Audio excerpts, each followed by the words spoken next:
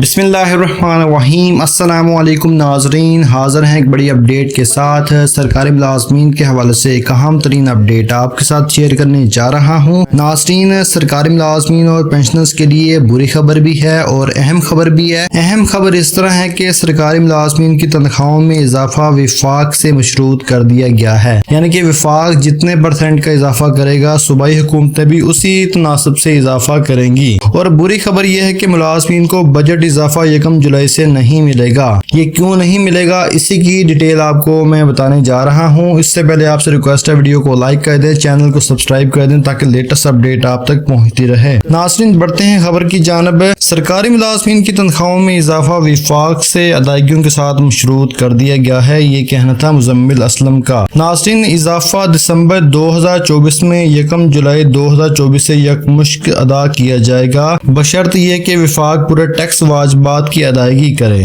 اس کا مطلب یہ ہے کہ وفاق جب تک صوبوں کو پورے واجبات ادا نہیں کرے گا تب تک آپ کو جو اضافہ ہے وہ نہیں دیا جائے گا۔ تو اس میں یہی ہے کہ آپ کو جو اضافہ ہے وہ یکمشت دیا جائے گا، یعنی کہ جب تک وفاق پورے ٹیکس واجبات ادا کرے گا تب آپ کو یہ اضافہ آپ کی پے میں ایڈ کر دیا جائے گا۔ یعنی کہ یہ اضافہ یعنی کہ جو 5-6 ماہ بنتے ہیں آپ کو بل کی صورت میں آپ کی پے میں ایڈ کر دیا جائے گا۔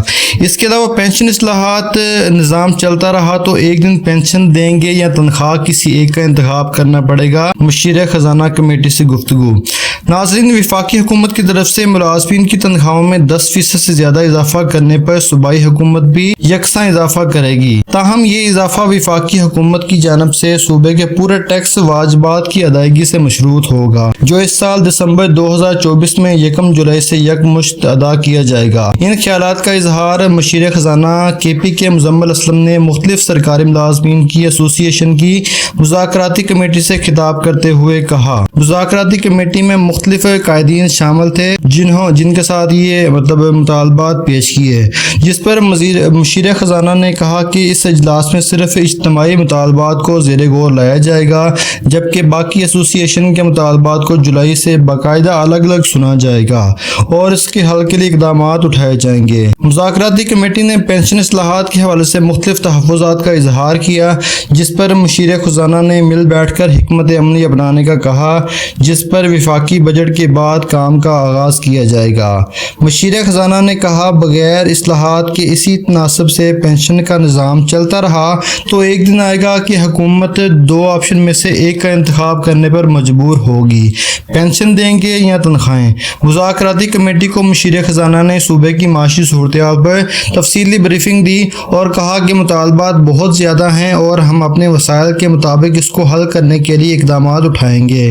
مشیر خزانہ نے کہا کہ KP کی حکومت نے پہلے دن سے صحت کارڈ کو بحال کیا اور دیگر ریلیف کے کاموں کے لیے فنڈ جاری کیے۔ مزمل اسلم نے کہا کہ صوبے کی کل آمدن 6.5% ہے، جبکہ 93.5% آمدن وفاق سے آتی ہے اور صوبے کی آمدن بڑھانے کے لیے اخراجات میں کمی اور ٹیکس اصلاحات سے آمدن بڑھانے کی کوشش کی جا رہی ہے۔